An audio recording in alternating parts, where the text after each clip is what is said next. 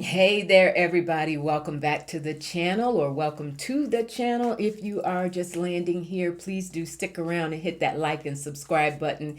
And for my existing subscribers and certainly my members, mwah, I thank you so very much for your time, your energy, your being on top of things, your commentary. I love the comments, all of it. I just love building a platform and a community here for us to be together, and I enjoy bringing you the content. So thank you so much for your time and energy. I will continue to show up and try and make it worth your while. All right, we got some things to talk about today. Oh, and by the way, if you are new, I'm a Fefe with Touch by Tarot and Beyond. I'm a former newspaper journalist. I'm also an initiated priestess in Wiccan and African traditions, and tarot is my jam, right? So, going to get into some things today. We understand that, and there's a lot to get into. We understand that we're going to talk about that Susie Wiles piece in a minute.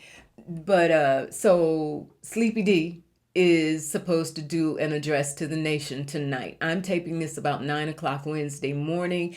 I want to go to Spirit and see if my hunch about some of this is correct. There have been some, everybody's scrambling like, what is this really about? What on earth is he about to do or say? Venezuela and war, gonna talk about that as well. But I'm getting you all, what I'm getting the guidance, from my guides is what he's about to do is basically a sales pitch and treat this sort of as a rally, because remember Susie Wiles, we're going to talk about it in a minute. Woo, didn't have that Vanity Fair article on my bingo card. I don't know about y'all, but woo, okay. But remember, he had that little rah-rah with about 5 people who showed up in Pennsylvania, because she said with the polls tanking, with the midterms, with everything going down, sliding downhill around Sleepy D, Susie Wiles jumped up and said, we're not having it. We're gonna get him back out on the trail. He's gonna be going everywhere, talking to everybody. He's gonna be campaigning like it's 2024 all over again. That's what she said. He can't do it. He went to Pennsylvania. We saw, what was it? They estimated maybe 200 people showed up. That was not a good look, right? So I'm getting the impression that this speech tonight, and again, let's go to the cards. I'll be reading from, I know many of you are readers. I'm going to be reading from the Gift of Life Tarot. All right? Gift of Life Tarot. Gift of Life Tarot. Spirit, what is the objective tonight for Sleepy D's speech to the nation? Is it about touting his accomplishments, and specifically his economic policies? Because we also know he's really afraid, and he's been putting out these truth social posts directed to SCOTUS, because that tariff decision is coming up in January, and those oral arguments did not go very well. Spirit, the speech tonight that Sleepy D is planning to give, what will be the gist of that speech? What will come out of that speech? Why is he doing it?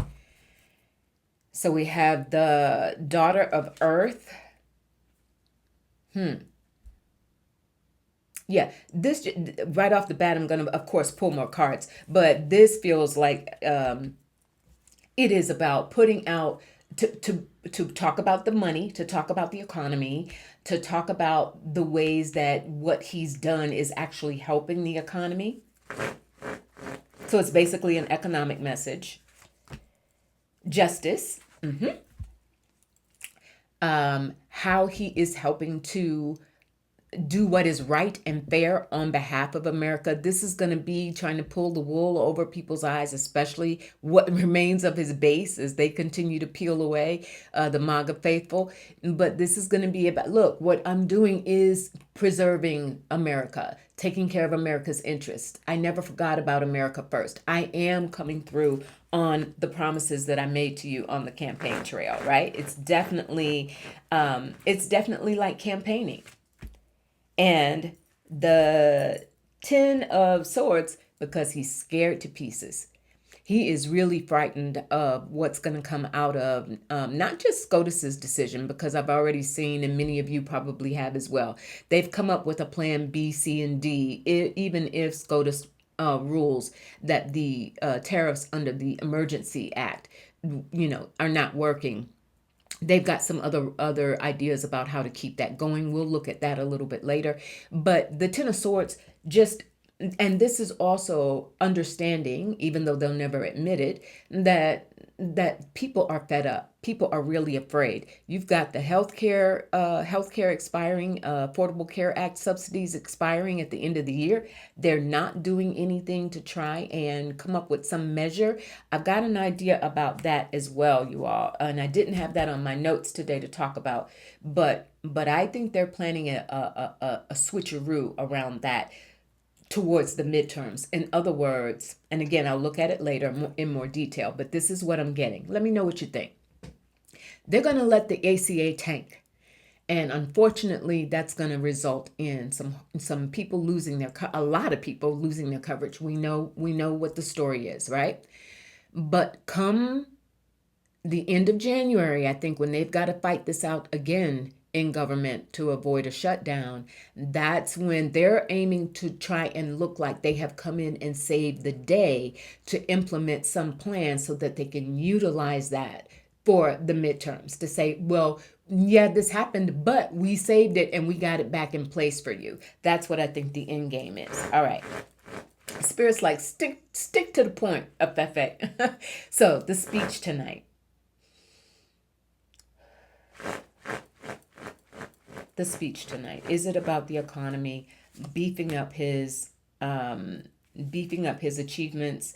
The Queen of Wands comes up.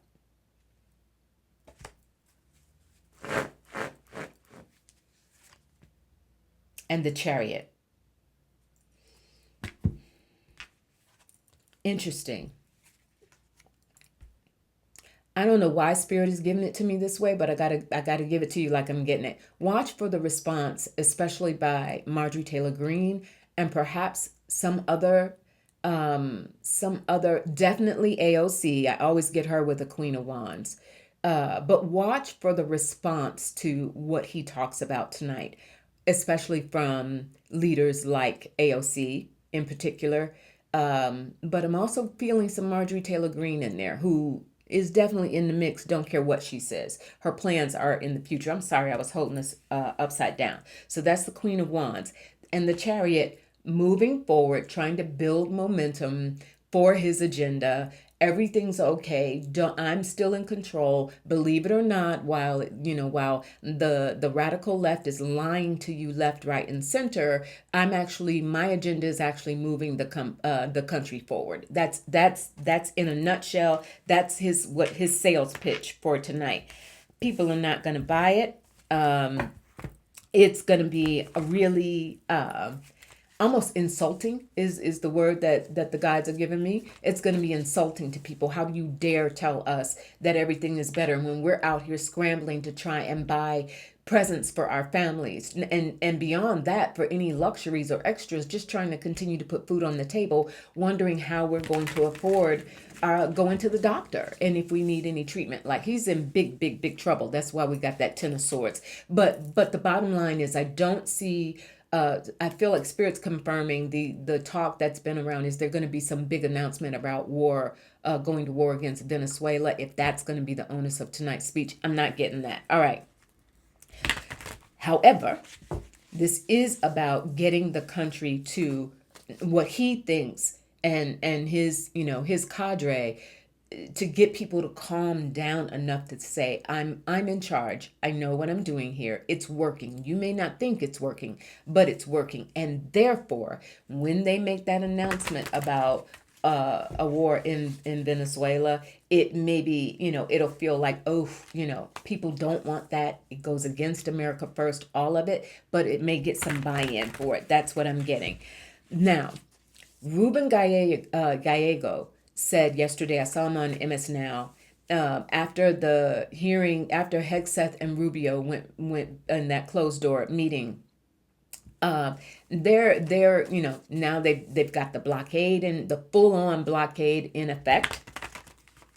And Gallego got on there and said, listen, y'all. And he was like, he couldn't, it was a classified meeting, so he couldn't give all the, spill all the details. But he was adamant. He kept saying over and over and over again, this is about declaring war, because this is Marco Rubio's agenda and always has been to do basically a takeover in Latin America. That he has had that agenda for some time. And lo and behold, y'all, I went online this morning and did my little, couple of minutes of research. And sure enough, if you go back and look at what Rubio testified to back in January during his Senate confirmation hearings, he specifically talks about naming, I wrote it down, naming Venezuela, Cuba, and Nicaragua as terrorist countries. And that something needed to be done about them. So lo and behold, they always telegraph what they're going to do ahead of time. This is a lot of Rubio's agenda that's being called into play here. That takes me to Susie Wiles and the Vanity Fair piece. What on earth? Someone who we know has always been there and very, very powerful and very much in Sleepy D's ear, but not that person on, that you're seeing a lot, doing a lot of interviews. And come to find out, she did 11 interviews with this guy, what's his name, Whipple or something, from Vanity Fair. 11 interviews over, Chris Whipple, over the span of the year, like going from January up until now. Met with her over sandwiches in the White House, met with her, he interviewed her while she was doing laundry even one time at her place, her rental in DC, while she's doing laundry. These are not formal meetings. These are meetings where she gradually got to know this journalist and began perhaps to lower her guard to a certain extent. But she's enough of a political operative, you all. Been with Sleepy D now for 10 some odd years, right? She knows what she's doing. She made little snipey, shady remarks about a lot of people, but less so perhaps around Marco Rubio. Here's what I'm asking. Is Susie Wiles she sees the writing on the wall regarding Sleepy D, and she's starting to put her sails on the ship toward Marco Rubio? That's what I'm asking. Spirit, was some of what is Susie Wiles moving towards Marco Rubio's camp? Is this an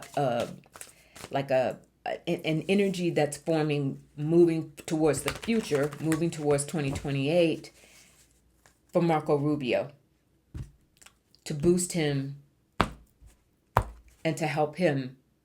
There's death, transition, because there's a tick tock on old boy, right? The other old boy, the old boy, right? Tick tock.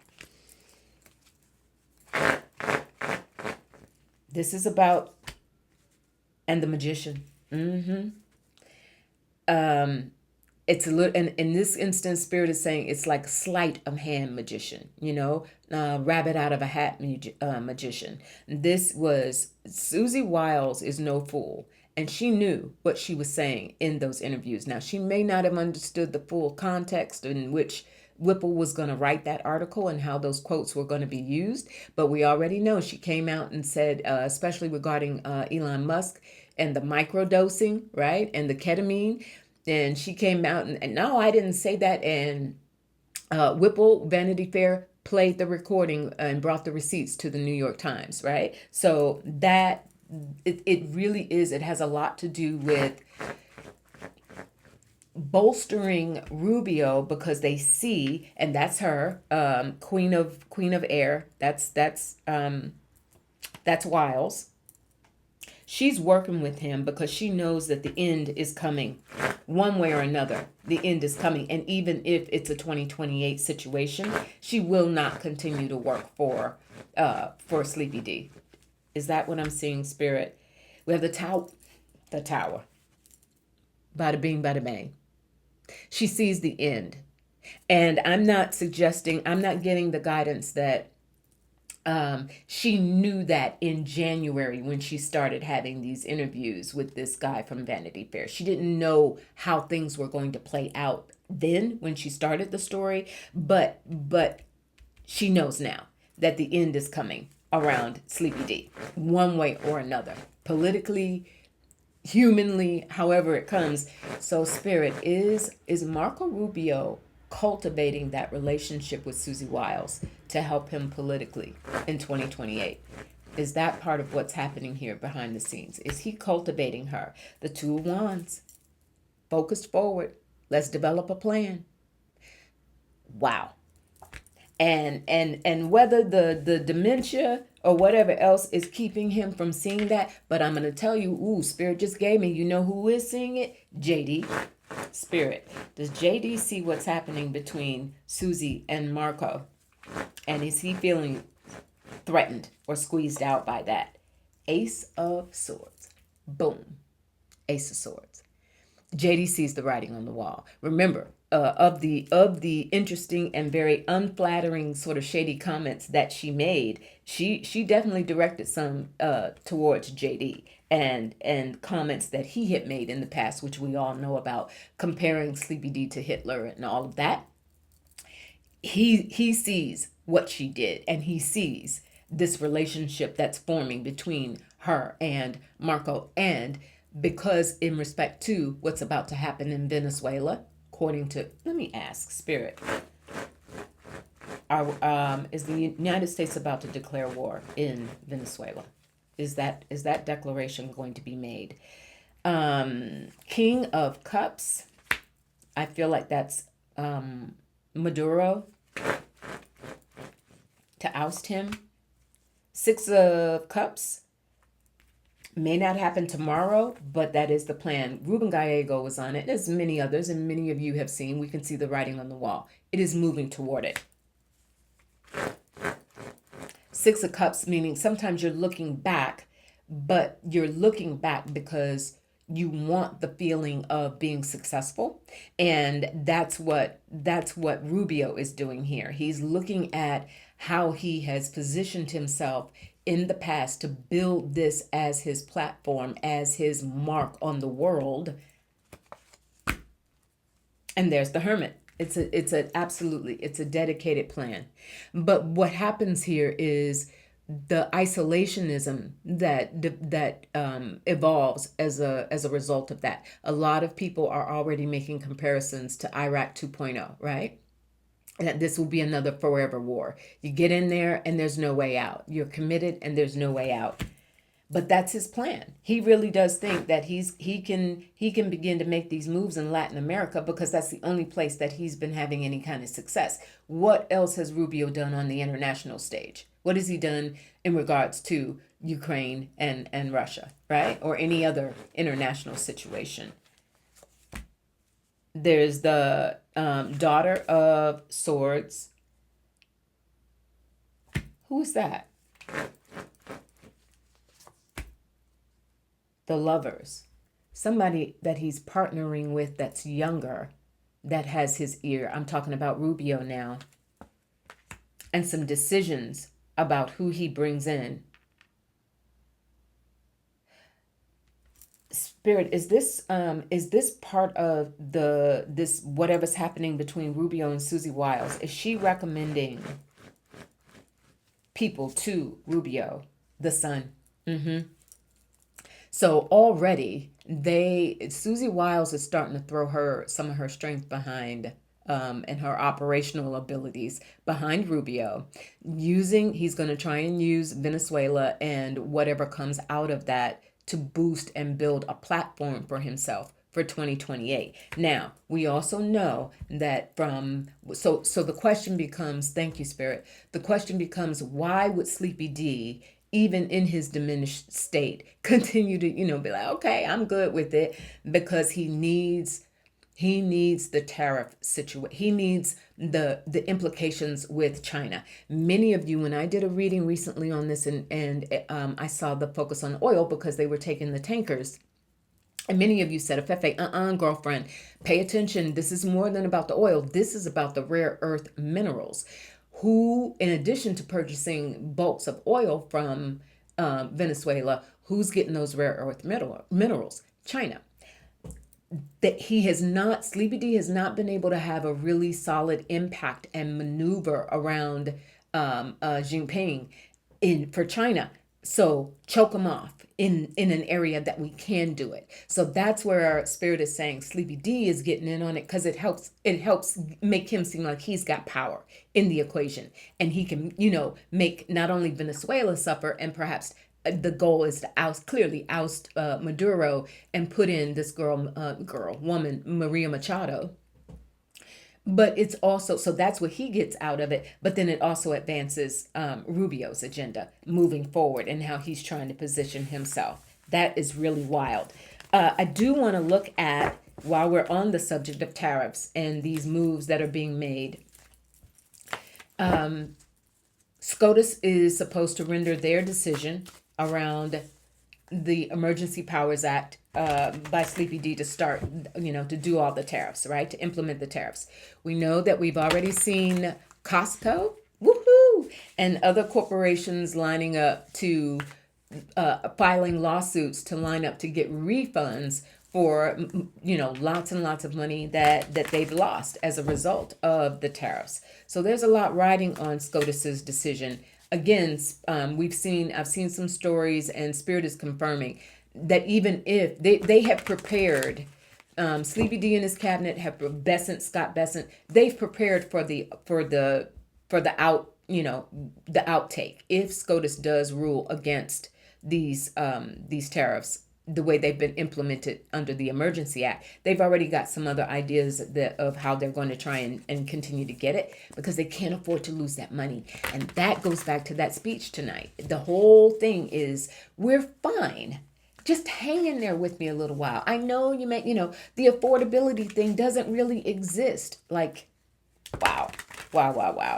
Spirit, will SCOTUS rule against this administration? Will they rule against Sleepy D in regards to the tariffs?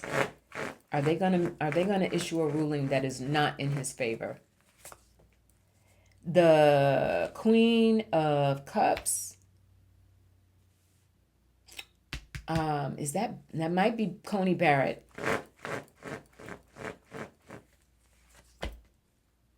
The Son of Swords, that's somebody who argued in front of the court.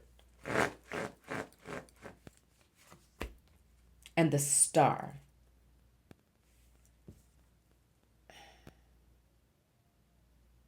So is this a mixed decision, Spirit? Is it not? Will SCOTUS weasel and not outright reject it, but tweak some language to peel it back? Seven of Wands. Yeah. They're going to tweak some language to peel. It's not going to be a slam dunk. You went too far. You've abused your powers. No more emergency tariffs for you, sir. It's not going to quite go that far, but it's going to be just enough to challenge. Son of Pentacles or Page of Pentacles. That's the money.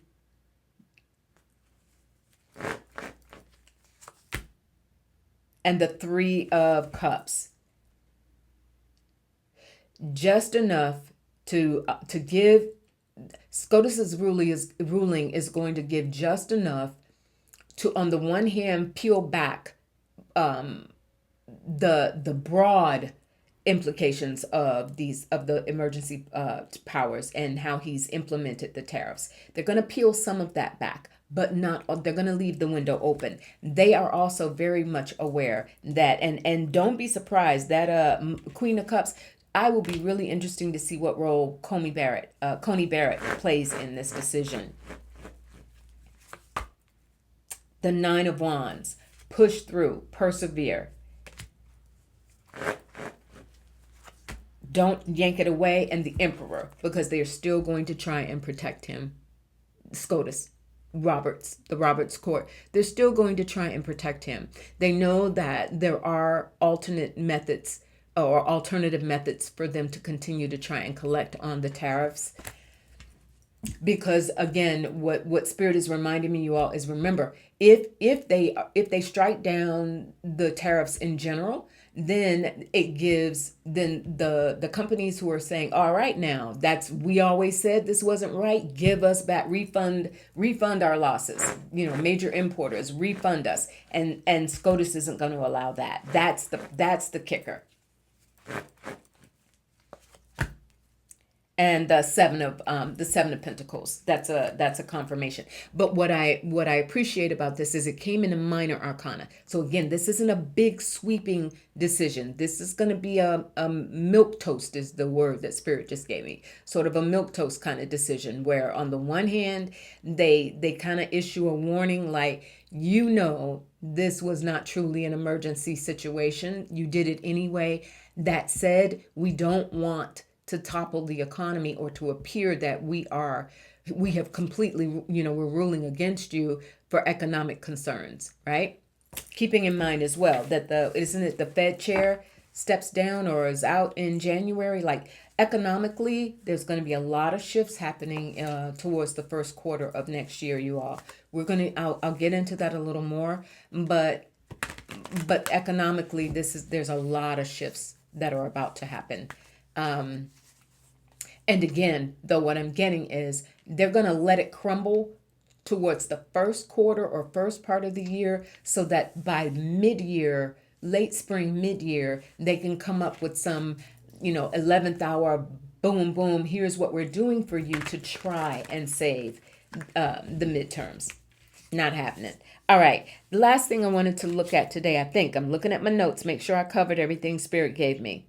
Yeah, I think so. Last thing today, Jack Smith, he wanted it to be public, testifying before Congress. He wanted it to be public, of course.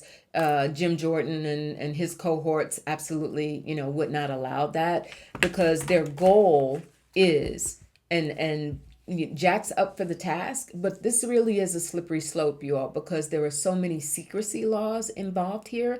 And what they're hoping to do is just to get Jack Smith, trip him up on any bit of information or testimony that he would give that would violate any of those laws. So then whammo, they're going after him full steam ahead to try and prosecute him, right? I want to take a look at that. The second part of that is the report on the classified documents in Mar-a-Lago. Whether that report will in fact be made public. Eileen Cannon, she issued that order, basically a gag order, preventing it. But the 11th Circuit Court of Appeals, there was a 3-judge panel in the 11th Circuit Court of Appeals that said, all right, Eileen, girl, you've got so many days. I think it's 60 days. When they issued the order, that 60 days is up in January. Again, January, February, going to be real interesting. But the 60 days is up in January for Eileen Cannon to either, release the gag order and allow that report to be issued, blah, blah, blah.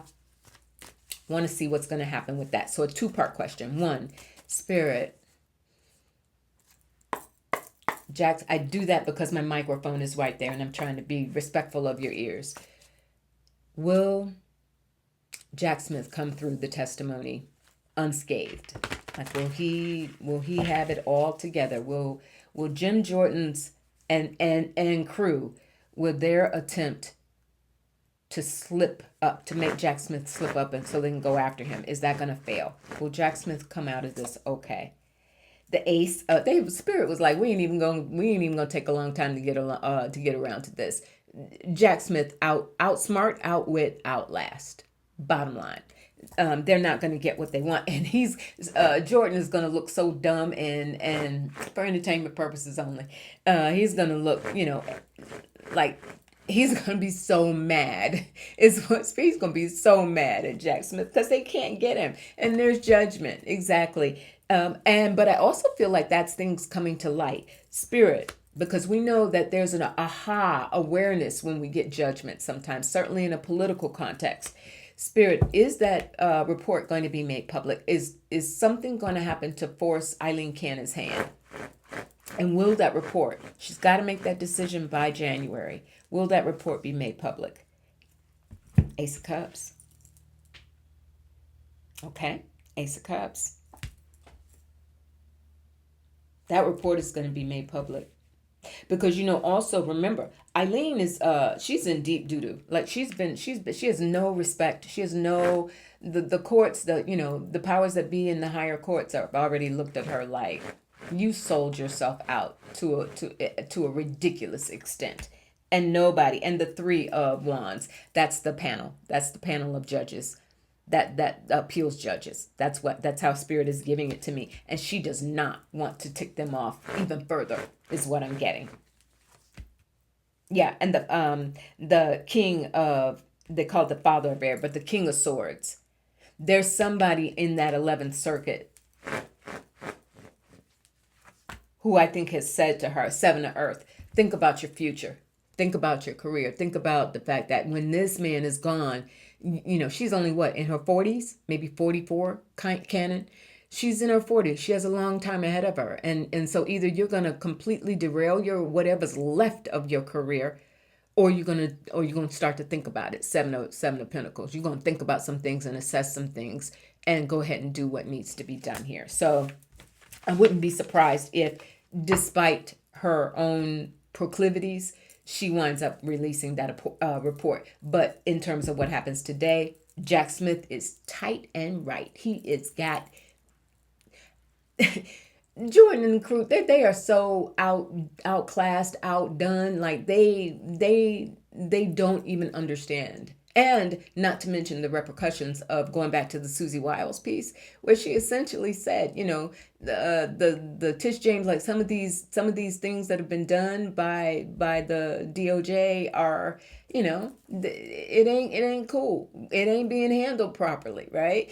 And so to even try and keep going in this direction with Jack Smith, it is such an avoidable mistake, but it's one that Jordan, that's all he can hang his hat on right about now, right? But it ain't gonna happen. That hat, he gonna go to put it on the hook, and it's going to fall on the floor. Simple as that. All right, you all. Thank you so much for being with me. I look forward to your comments. I appreciate it. I just ask that we be respectful toward one another. Sometimes we differ, and that's cool. That's a part of what we're doing here. But again, we learn from one another. We treat one another with respect. And I certainly learn from a lot of you all. So I really do appreciate your time. I'll continue to show up. Don't forget about my class on the 28th, Practical Magic Using Tarot. This is going to be so good. I am so excited to do it because a lot of what we're doing right now in our lives, each of us is trying to reassert and retake and reclaim agency over our lives, over our ability to survive, our ability to thrive, not just survive, but thrive, and our ability to feel like we have some measure of control when everything that's being thrown against the wall and thrown at us is designed to make us feel like we don't have any control. And tarot is a powerful tool to connect to begin to, in your own practice, in your own way, in your own private time, take agency and begin to build your energy so that you can have more control, that you can see results, that you can rebuild your health and take care of your finances and your relationships, and just know that you've got something that's got your back, right? We're going to get into a lot of that. It's going to be a 3-part series, but I'm going to kick it off on December 28th. I've had a good enough response that I had to actually up my Zoom account to accommodate. I got no problem with that. I'd love to have you there. So if you're interested, please visit my website, www.trulytouchedbytarot.com. Okay, trulytouchedbytarot.com.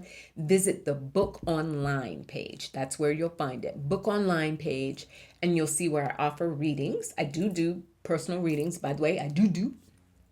But the third item listed there will be the Practical Magic Using Tarot class. I'd love to have you there. All right, y'all. You know how we do. Chin up, shoulders back. Don't even listen. If you're going to listen with one half an ear to whatever Sleepy D is going to be talking about tonight, because it talk about propaganda and an agenda. that's going nowhere. But, they got to do what they got to do. Keep your eye on Susie and Marco, though. That's going to be an interesting development as we go forward. And, of course, can't close out without saying stay centered in your heart, right? Now more than ever, stay centered in your heart. Love you first and foremost, and then let that love expand and go out and be kind to one another. I'll talk to you a little bit later. I'll be back probably Friday. Bye.